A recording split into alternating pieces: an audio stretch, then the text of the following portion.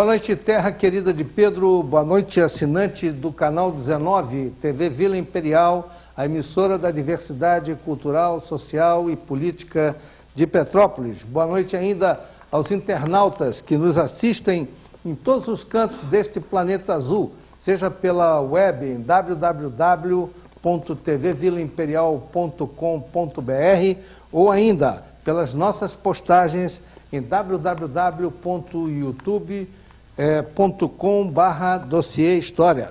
Finalmente, boa noite aos navegadores da NET que acessam a nossa fanpage em facebook.com/dossiê-história.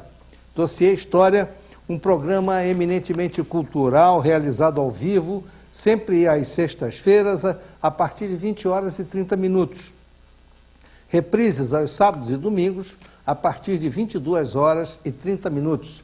Hoje, sexta-feira, 30 de julho de 2015, e já vamos lá para o 8º mês do ano. O Partido dos Trabalhadores e a sua história. Esse aqui, como é um programa eminentemente histórico, não poderia faltar, nós falamos aqui ao longo desses 2 anos que estamos no ar sobre o PT.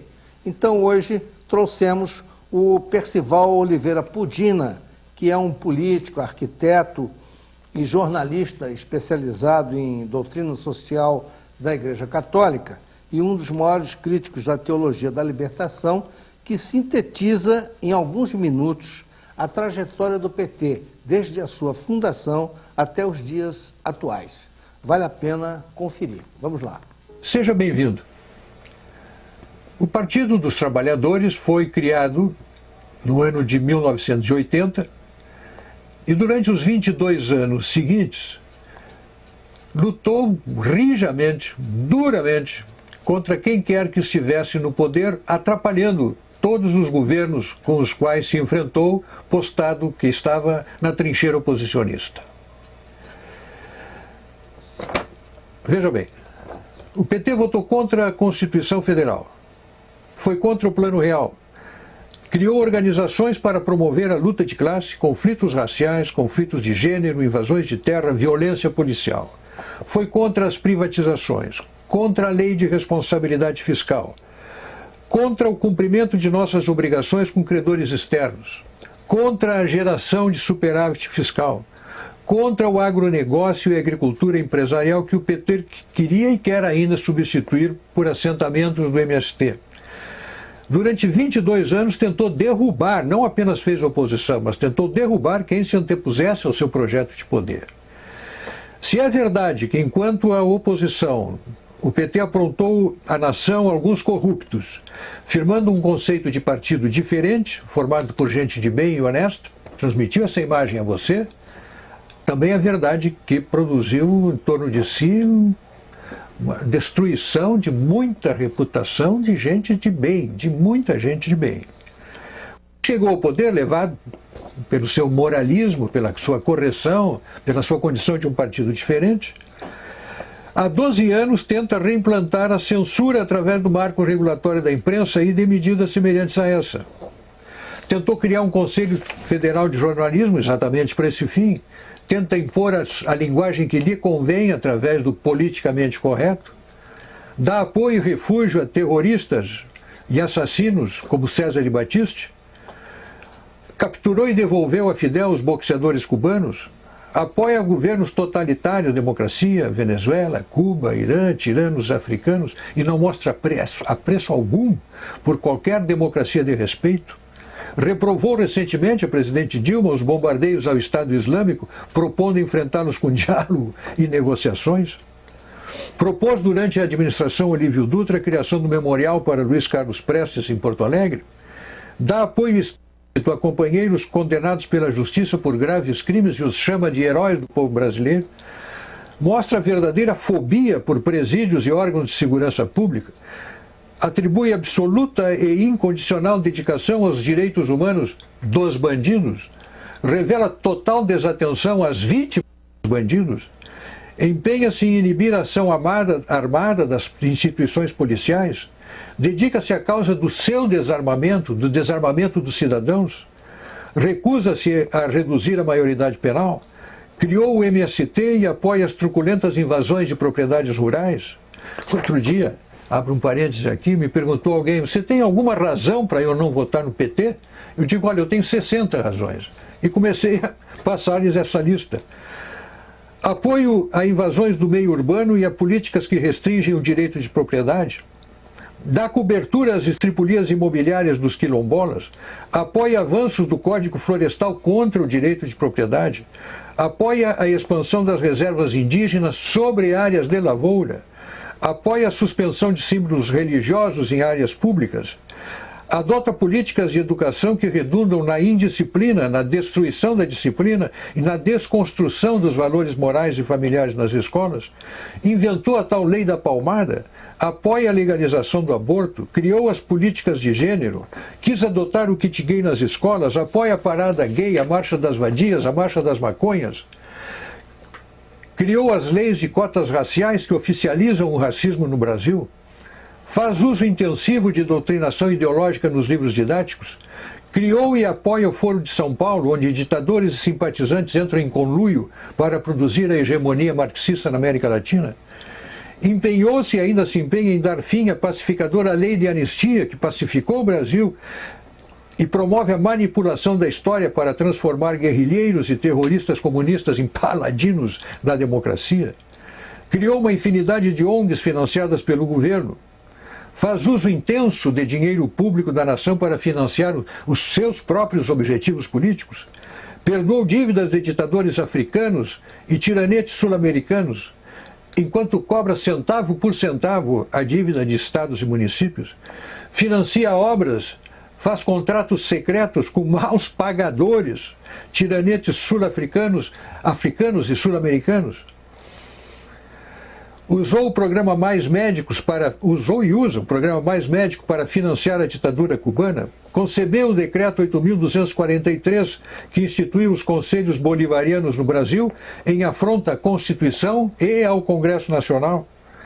Tem más prioridades para a gestão pública e toma decisões irresponsáveis, como as campanhas para atrair a Copa de 2014 e os Jogos Olímpicos de 2016, onde pagamos o pão, o circo e ainda a comissão dos corruptos. Faz anúncios estrondosos aos quais correspondem realizações pífias. Dá retumbante início a obras que se desenvolvem lentamente ou ficam paralisadas com cronogramas furados, preços superfaturados. Defende criminosos condenados pela justiça. Apropria-se do setor público e os distribui entre os partidos do governo como se fosse o país do botim a ser partilhado entre os vencedores das eleições. Um total desacerto da gestão pública. Um partido assim, que na oposição não deixa governar, e que no governo governa desse modo, no meu modo de ver, tem que ser mantido a quilômetros da coisa pública. Pense nisso. Bom, afinal de contas, teremos eleições proximamente no ano que vem. E é sempre bom refletir sobre a história dos partidos. Não há como desconciliar partido e candidato. O candidato é parte integrante do partido. Então, portanto, nas eleições municipais do próximo ano, você tem que refletir sobre o candidato que você vai escolher. Lembrando sempre que esse candidato é peça que não pode ser desligada do partido.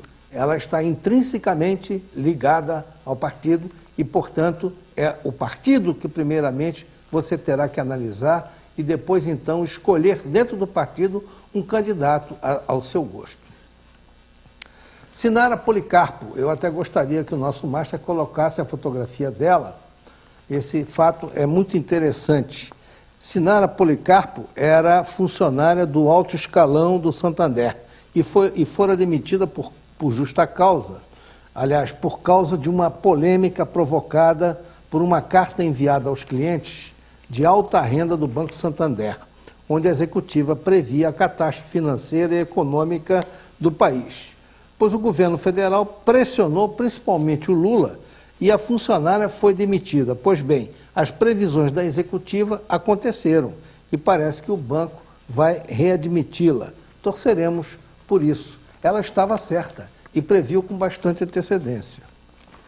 Olavo de Carvalho, o nosso filósofo maior de direita, conclui hoje a videoconferência que ele proferiu ao Grupo Escola Sem Partido, que é uma ONG paulista que preconiza a não vinculação de ideologias políticas nas escolas. Olavo aborda a hegemonia comunista na imprensa brasileira desde os tempos dos militares. Todo mundo sabe que a censura nunca funcionou no tempo dos militares de forma eficiente. Jornalistas comunistas eram consagrados e respeitados pelos próprios militares e ainda frequentavam seus círculos. Olavo aborda ainda a falta de memória histórica das gerações antecedentes à nossa, a que estamos vivendo hoje, e o desmantelamento da doutrina comunista após os anos 60. A transformação da doutrina em rede, virando mera comunidade de sentimentos, a imbecilização do ensino nas universidades brasileiras, aprendizado com a imitação e indução sem a devida capacidade criativa. Mente paralisada, é como ele analisa os universitários. A deterioração intelectual, moral e psicológica, alto consumo de drogas, criminalidade e AIDS. Isso não quer dizer que sejam todos, mas é a visão dele de uma forma generalizada em relação ao ensino universitário no Brasil. É a crítica dele. Vamos lá. Por exemplo, no Brasil, só o fato de que as pessoas ignorem que o pessoal da esquerda já tem hegemonia e controle da mídia desde o tempo dos militares. As pessoas não têm a menor ideia disso. Elas imaginam no tempo dos militares, todo mundo aplaudia os militares e os coitadinhos dos comunistas estavam sendo perseguidos, e não deixa de ser engraçado, por exemplo, quando a gente lê os livros do Hélio Gaspari, contando a história da ditadura, eu digo, olha, o dado mais importante no livro do Hélio Gaspari, acho que está exprimido em uma linha, onde ele diz que ele era um membro íntimo do círculo do general Golbery e que ele era, ao mesmo tempo, um membro do Partido Comunista. Então eu pergunto, o que estava fazendo um membro ou dirigente do Partido Comunista no círculo do Golbery? O Hélio Gaspari é evidentemente um homem mais inteligente que o general Golbery, mais inteligente que os presidentes militares todos, e assim como ele, deveria haver outras centenas de comunistas ali. Até hoje isso não foi investigado, é uma coisa incrível.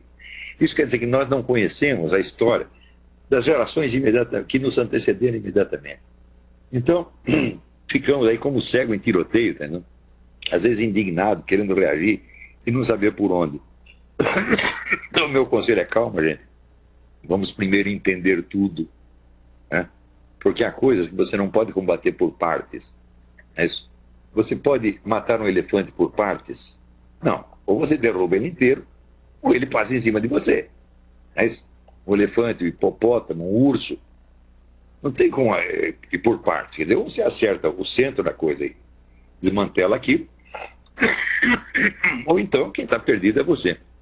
Então nós temos que entender o processo inteiro. Isso não quer dizer que temos que ficar inativos, nós podemos protestar, podemos denunciar, etc. Mas, enquanto não tivermos um domínio cognitivo, um domínio intelectual do processo inteiro, nós estaremos realmente como um cego em tiroteio. Então, voltando agora ao problema inicial do uso da palavra doutrinação, eu adverti, não se deve usar isso no sentido de que há uma transmissão de uma doutrina. A doutrina da esquerda, a doutrina comunista, ela já se desmantelou, ela já se desfez. Você não tem mais uma ortodoxia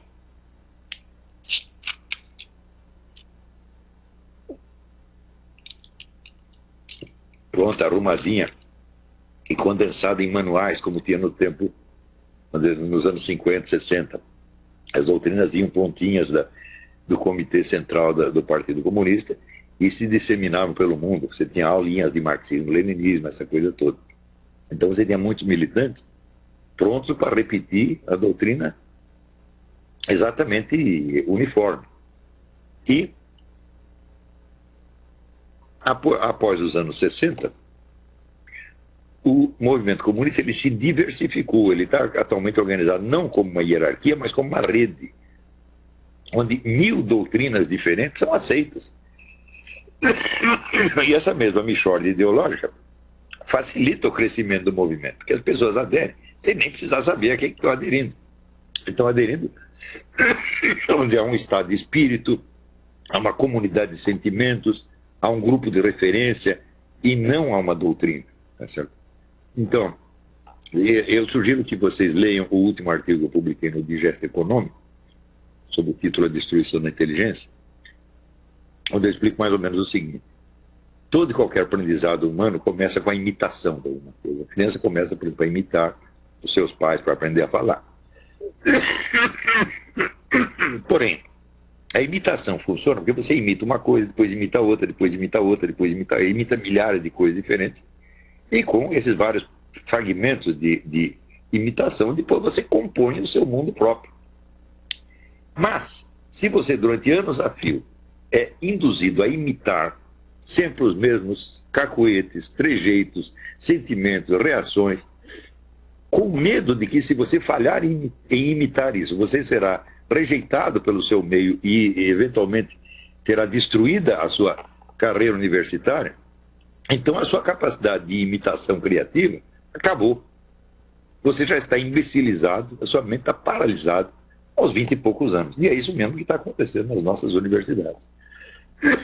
Não é preciso dizer, como aliás já disse, que o efeito disso não se esgota só na deterioração intelectual, mas entra na deterioração psicológica, moral, etc. Eu não tenho número atualizado, mas do mesmo modo que o consumo de drogas, a criminalidade e a AIDS está crescendo no Brasil, certamente a doença mental também está crescendo. E, em última análise, tudo remete a este fenômeno que nós estamos mencionando aqui. Então, era isso que eu tinha a dizer. E muito obrigado a todos. Muito bem, ainda sobre a ideologia política nas escolas, Marcelo Van Hatten, que é um deputado estadual do Rio Grande do Sul, apresentou um projeto que combate esse expediente nas escolas. Ele quer proibir isso no Rio Grande do Sul. E lá provocou uma grande polêmica.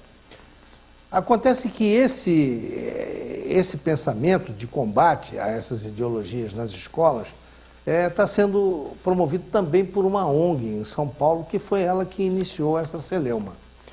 Vamos assistir o vídeo para ver a polêmica que está dando entre pensamentos de esquerda e de direita sobre a ideologia política nas escolas. Um projeto de lei que envolve educação e está em análise na Assembleia promete gerar polêmica. A intenção é criar algumas normas que vão interferir na conduta do professor quando ele tratar de política dentro da sala de aula. É na escola que as primeiras noções sobre política começam a ser aprendidas. Hoje em dia, praticamente tudo é política, né? Na hora de discutir estes conteúdos, os professores têm papel importante. Mas será que em algum momento eles usam as próprias convicções para influenciar os alunos? Depende da cabeça da pessoa também, né? De ser ou não ser influenciada. Cada um tem que pensar de uma forma, né? Eu acho importante que os alunos, os jovens, eles saibam o que é ideologia. Ele precisa saber o que é esquerda, partido de direita, para poder se posicionar. Ou seja, esse é o conhecimento nato que é necessário. E para isso não precisa da manifestação política ou ideológica do professor na escola. Mas e se o professor ultrapassar esse limite? O projeto de lei em análise na Assembleia quer evitar que os educadores usem a autoridade em sala de aula para impor aos estudantes as próprias visões sobre política e ideologia. O princípio é que toda educação deveria ser neutra. O que se deve ter é uma pluralidade na sala de aula, mostrar todos os lados e demonstrar que não é correto incutir uma determinada ideologia na cabeça de uma criança. A proposta do deputado foi inspirada na ONG Escola Sem Partido de São Paulo. O movimento, liderado em nível nacional pelo advogado Miguel Najib, propõe o combate ao que ele considera a contaminação político-ideológica do ensino. Discutir política em sala de aula é importante no sentido de apresentar aos alunos a realidade constitucional a realidade político-constitucional do país, mas não puxar a sardinha para a brasa de quem está lecionando, de quem tem o dever profissional de apresentar os dois lados aos alunos. O projeto prevê que seja afixado nas salas de aula cartazes com o que a ONG estabelece como sendo os 6 deveres dos professores. Eles não poderiam, por exemplo, fazer propaganda de partidos dentro da escola, nem estimular os alunos a participar de manifestações. As regras valeriam para escolas públicas e privadas. O sindicato, que representa as escolas particulares, é a favor da iniciativa. O professor vai passar para o seu aluno todas as correntes e, obviamente, ele vai dizer o seguinte: eu me filio a esta corrente. Mas é importante que o aluno receba a informação do professor, que o professor divida com o seu aluno todas as correntes de um determinado fato. Os sindicatos dos professores estaduais e da rede privada são contra o projeto. Achamos um absurdo, porque a maioria dessas questões que integram a lista dos deveres dos professores são pressupostos do exercício da docência. O debate é o que move a sociedade. A escola é o espaço onde nós devemos desenvolver o senso crítico dos alunos. A liberdade do debate deve acontecer dentro da escola. E um projeto como esse é um projeto que cerceia a liberdade do debate, onde a mordaça, que eu vejo isso como uma mordaça, é uma mordaça que vem principalmente sobre os professores, mas também vai recair sobre os alunos, vai recair sobre a sociedade. Apesar de estabelecer algumas condutas para o professor em sala de aula, o projeto de lei não prevê punições, caso o professor seja flagrado fazendo algum tipo de doutrinação político-partidária ou ideológica entre os estudantes. No caso dos professores da rede pública estadual, essa regulação de comportamento dependeria de um processo administrativo vinculado ao Estatuto do Servidor Público e à Secretaria Estadual da Educação. Mas no caso dos professores do ensino privado, em que a relação trabalhista é feita pela CLT, aí sim poderia caber em última instância até mesmo a demissão do professor. Na Assembleia, o projeto ainda precisa ser analisado pelas comissões especiais, entre elas a de Educação. Não há prazo para ser votado. Até agora, 6 estados, incluindo o Rio Grande do Sul, já apresentaram projetos de lei para instituir a escola sem partido. E uma proposta idêntica já tramita na Câmara dos Deputados. Muito bem. É importante aqui analisar que a mordaça é passar ao aluno apenas um lado da moeda.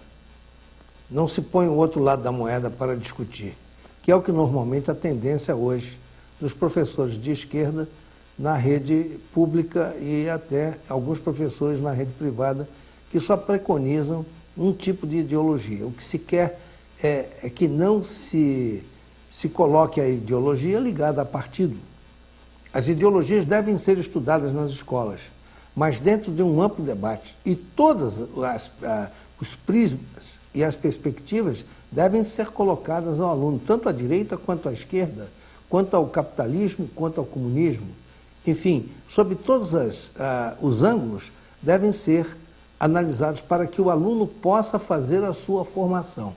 E não simplesmente receber uma doutrinação comunista ou socialista, como nós temos nos partidos das diversas ditaduras que ainda restam pelo mundo, ditaduras essas comunistas. Momento dramático, hoje nós vamos apresentar como questão de fundo do nosso programa, matéria de fundo, é um programa eminentemente musical. Tivemos algumas dificuldades para confirmar a entrevista ou as entrevistas que marcamos para hoje, porque houve uma série de adiamentos em função até das férias de julho. Então hoje faremos um programa solo e eu vou trazer para vocês uma pequena viagem musical e até mesmo uma viagem pela literatura. No dia 12 de março é um momento crítico e dramático e político na ópera italiana de Roma. No dia 12 de março de 2011, a Itália festejava os 150 anos de sua unificação. ocasião em que a Ópera de Roma apresentou a ópera Nabucco, de Verdi, símbolo da unificação do país, que invoca a escravidão dos judeus na Babilônia. Uma obra não só musical, mas também política à época. É bom que se diga que Verdi tentou fazer uma analogia entre a submissão da Itália aos Habsburgos, né, de Viena, do Império Austríaco, com essa história bíblica, né, da Babilônia. A Itália estava sujeita ao Império dos Habsburgos desde 1840. Silvio Berlusconi assistia pessoalmente à apresentação, que era dirigida pelo famoso maestro Riccardo Muti. Antes da apresentação, o prefeito de Roma, Gianni Alemanno, ex-ministro do governo Berlusconi, discursou protestando contra os cortes nas verbas da cultura, o que contribuiu para politizar o evento. Muito interessante também essa analogia que existe entre o comportamento político italiano e o brasileiro, né? Como Muti declararia a Time, houve logo de início uma ovação incomum, clima que se transformou numa atmosfera de tensão quando se iniciaram os acordes do coral Vá Pensiero, o famoso hino contra a dominação. Há situações que não se podem descrever, mas apenas sentir o silêncio absoluto do público na expectativa do hino. Clima que se transforma em fervor aos primeiros acordes do mesmo. A reação visceral do público quando o coro entoa: ó minha pátria, tão bela e perdida. Quiseram fazer uma analogia daquela letra lá que Verdi escreveu lá em 1800 e tanto, 1860 ou 1850, né? E a situação atual da Itália, ou da época, né, na Itália. Ao terminar o hino, os aplausos da plateia interrompem a ópera e o público manifestou-se com gritos de bis. Viva la Itália! Viva Verdi! Das galerias são lançados papéis com mensagens políticas. Não sendo usual pisar durante uma ópera, e embora Muti já o tenha feito uma vez em 1986, no Teatro La Scala de Milão, o maestro hesitou, pois, como ele, depois disso, não cabia um simples bis, havia de ter um propósito particular. Dado que o público já havia revelado o seu sentimento patriótico, o maestro voltou-se no púlpito e encarou o público e o próprio Berlusconi. Fazendo-se silêncio, pronunciou-se da seguinte forma e reagindo a um grito de longa vida à Itália, disse Riccardo Muti. Sim, longa vida à Itália, mas, aí vieram os aplausos, já não tenho 30 anos e já vivi a minha vida. Mas como um italiano que percorreu o mundo, tenho muita mágoa do que se passa no meu país. Olha só como isso é atual para os nossos dias aqui no Brasil. Portanto, aqueço ao vosso pedido de bis para o Vá Pensiero. Isto não se deve apenas à alegria patriótica que senti em todos, mas porque nesta noite, enquanto eu dirigia o coro que cantava a minha pátria tão bela e perdida, eu pensava que, a continuarmos assim, mataremos a cultura sobre a qual assenta a história da Itália. Neste caso, a nossa pátria será verdadeiramente bela e perdida. Aí aplausos retumbantes, incluindo dos artistas no palco. Reina aqui um clima italiano. Eu, Muti, falei para surdos durante longos anos. Gostaria agora, aí há uma interrupção, e ele continua, nós deveríamos dar sentido a este canto. Como estamos em nossa casa, o teatro da capital, e com um coro que canta magnificamente e que foi magnificamente acompanhado, se for de vosso agrado, proponho que todos se juntem a nós para cantarmos juntos, a tempo. Foi assim que Muti convidou o público a cantar o coro dos escravos. O público levantou-se, toda a ópera de Roma se levantou, o coro também se levantou, foi um momento magnífico na ópera. Vê-se também o pranto dos artistas. Aquela noite não foi apenas uma apresentação do Nabucco, mas, sobretudo, uma declaração do teatro da capital dirigida aos políticos. O presidente da República da Itália estava presente no teatro e o presidente da República Italiana na época é o Berlusconi, uma figura polêmica e que tem uma semelhança muito grande com o político nacional Paulo Maluf. Vamos assistir então esse bis e esse discurso do maestro. Vamos. Sì, io sono d'accordo sul Viva l'Italia.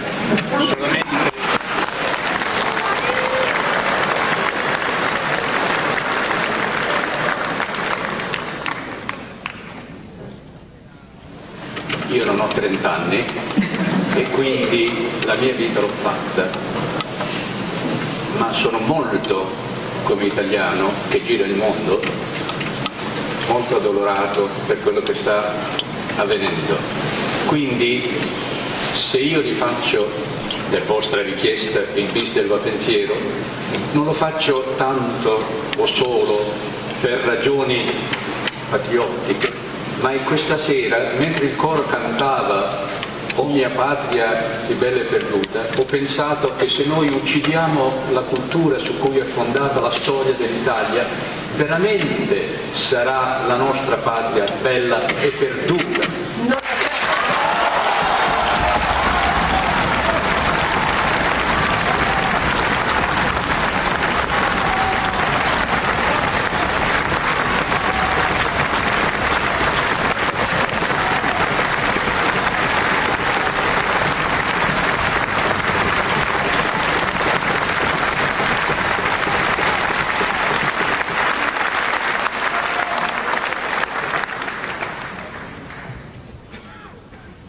Tanto siccome siamo in un clima molto italico e molto spesso Muti ha parlato ai sordi per tanti anni,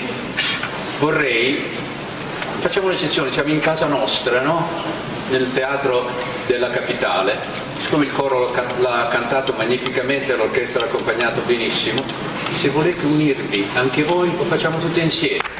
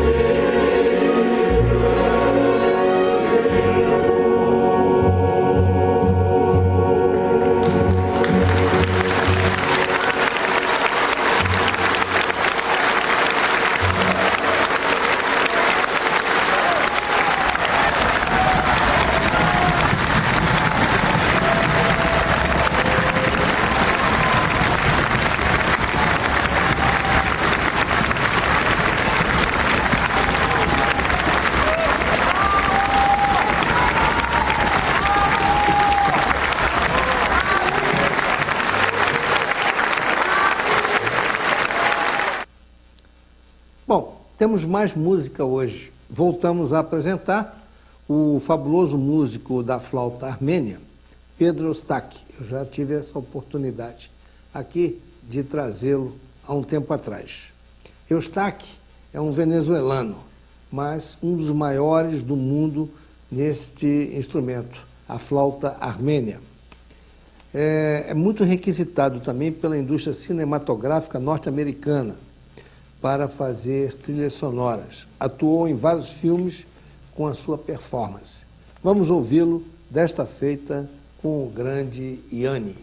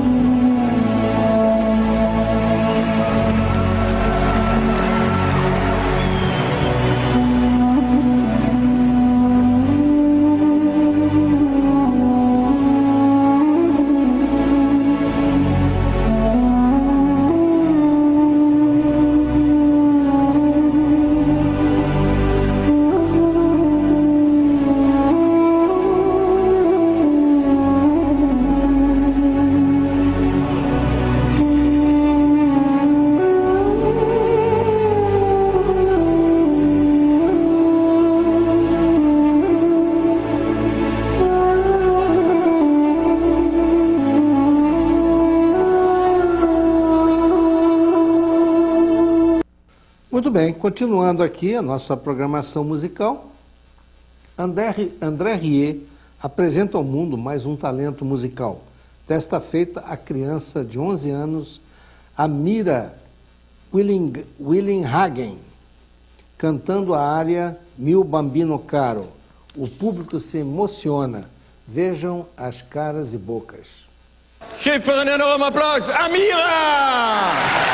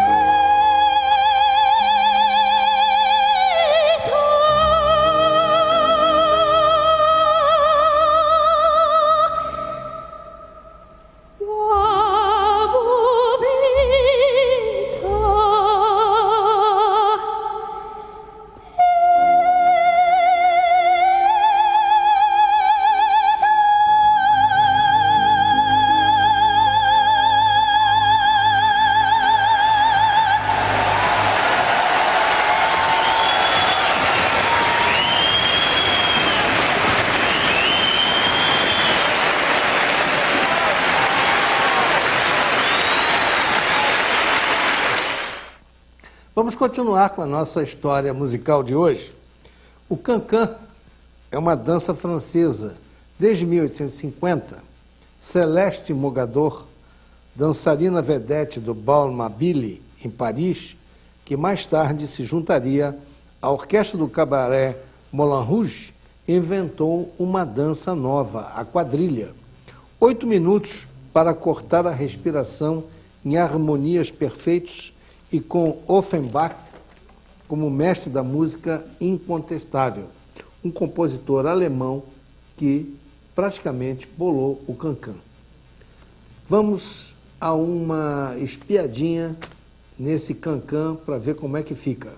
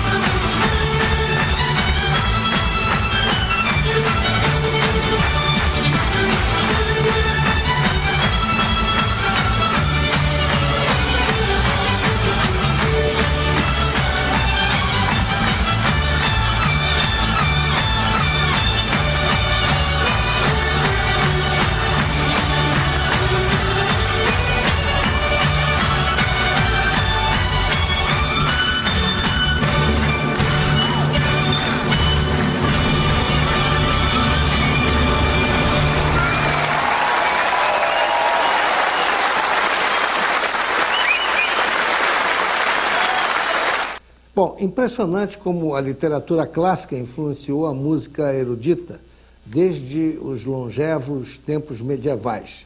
No século XIV, Giovanni Boccaccio, entre 1348 e 1353, estabelece um novo marco literário em seu trabalho, rompendo com a moral medieval, que era embasada no amor espiritual e nas coisas de Deus e da religião. Boccaccio inaugura a fase do realismo, calcada nos valores terrenos, que mais tarde veio a configurar o movimento humanista, onde nele não mais prevaleceria o divino, mas sim a natureza dita o móvel da conduta do homem. Baseado nessas premissas, Boccaccio legou à humanidade uma obra ímpar denominada Decameron, ou em português brasileiro, Decamerão, palavra originária do grego deca, 10, emeron, dia ou jornada. Decameron, portanto, são 10 obras ou 10 jornadas literárias. Baseado nessa literatura, 10ª novela da 10ª jornada, Antônio Vivaldi escreveu sua Griselda, em 3 atos, ópera que estreou em 18 de maio de 1735 no Teatro de San Samuele, em Veneza, Itália, com o libreto de Carlo Goldoni. Há uma área no quarto movimento do segundo ato que trazemos para o nosso público. Chama-se Agitata da Due Venti. O drama se desenvolve entre um romance do príncipe Galeotto, que teve uma relação e um filho com uma mulher livre, mas seus súditos não aceitam o casamento e ele abandona a mulher e o filho. Griselda vai à luta e é cortejada por outros homens, mas se mantém fiel ao príncipe e à criação de seu filho, passando por momentos difíceis, tanto em relação ao príncipe quanto a seus pretendentes. Sofreu ameaça de morte de um deles nesse contexto. Agitata da Due Venti, que traduzido significa mais ou menos agitada pelos dois ventos, amor e dever, como dois ventos contrários, a trama musical se desenvolve forte. O fiorituri, feroz, em saltos largos. Para interpretar, trouxemos a internacional contralto italiana Cecília Bartoli. Veja lá.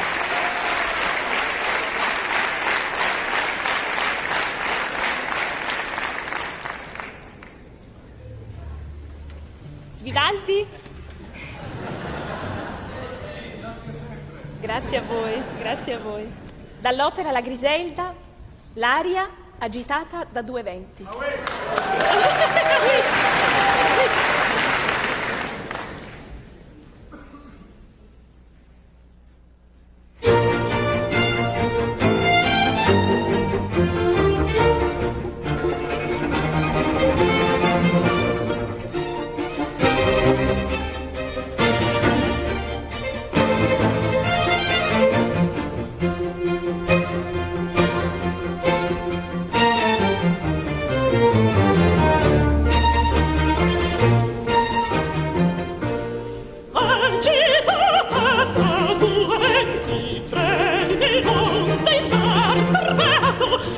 Nocchiero spaventato, spaventato, e già si aspetta a naufragar.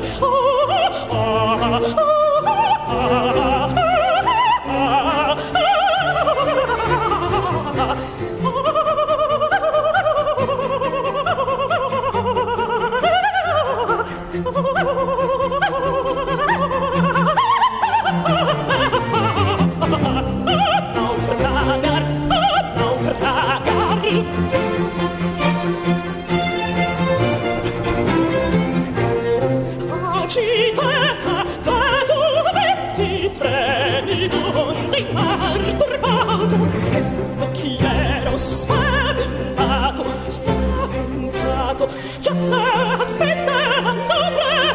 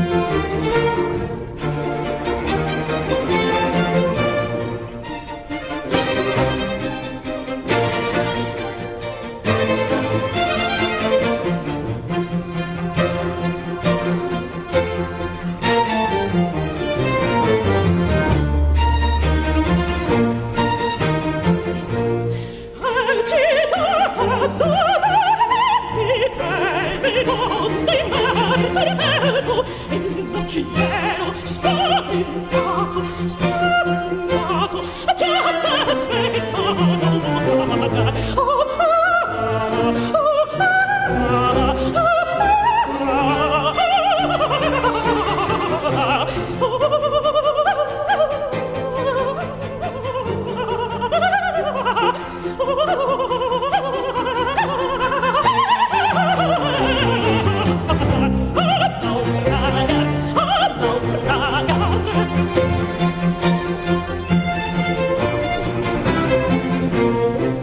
Agitata da tormenti fremilante in mar turbato, l'occhiero spaventato, spaventato, già s'aspettando Fraga.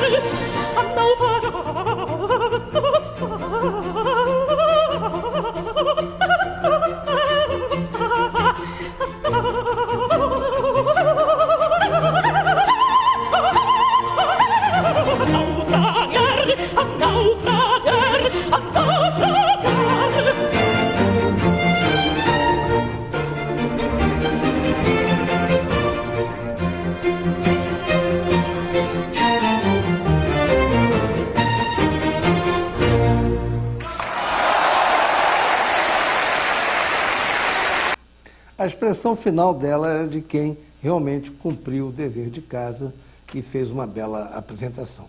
Meus amigos, chegamos ao final do nosso programa. Eu lembro a quem não assistiu integralmente a esse programa hoje, poderá revê-lo amanhã nas nossas reprises de sábado e domingo, a partir de 22h30, ou ainda nos playlists da emissora durante a semana. Não esqueça de curtir a nossa página em facebook.com/Dossiê História. Uma boa noite a todos e até a próxima semana.